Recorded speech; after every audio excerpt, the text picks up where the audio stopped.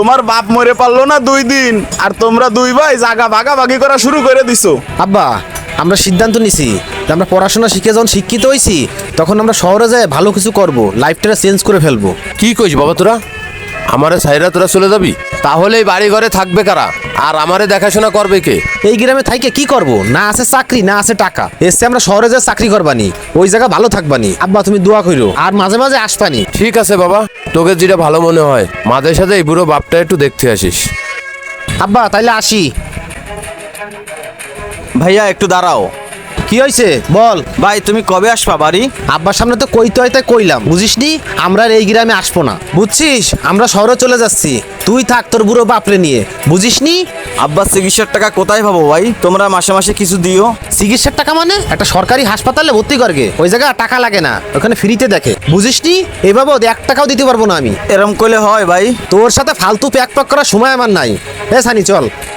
দেখছিস মোল্লা, কি অবস্থা সমাজের? আজকালকার ছেলে পেলে বাপ মারে দেখতে চায় না, বুড়ো বাপরে ফেলে রেখে চলে যাচ্ছে। যুগটাই এমন।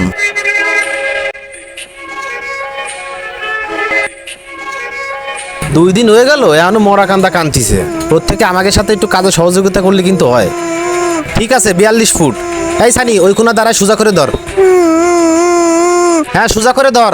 এই তো এবার হিসাব মিলে যাবে। বাহ বাহ সোহেল ভাই বাহ, তোমার বাপ মরে পারলো না 2 দিন, আর তোমরা 2 ভাই জায়গা ভাগাভাগি করা শুরু করে দিছো।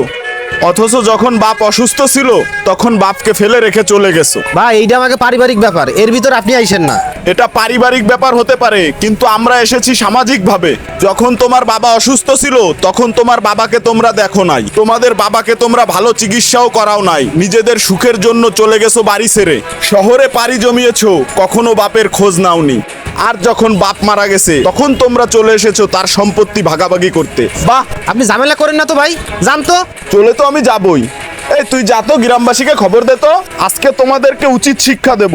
তোমাদের নিয়ে বিচার বসিয়ে এই গ্রাম থেকে অপমান অপদস্থ করে বের করে ছাড়বো। তোমরা তোমার বাবার সাথে যে অন্যায় করেছো। না ভাই, লোক ডাকা লাগবে না, আমরাই চলে যাচ্ছি। ঠিক আছে ভাই। এই সানি চল।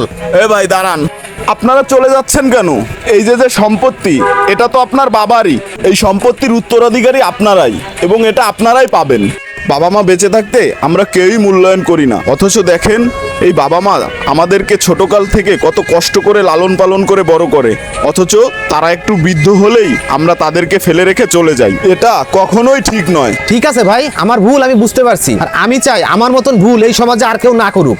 বাবা মা বেঁচে থাকতে বাবা মার সেবা করুন, বাবা মা চলে গেলে বুঝবেন কি হারিয়েছেন জীবনে।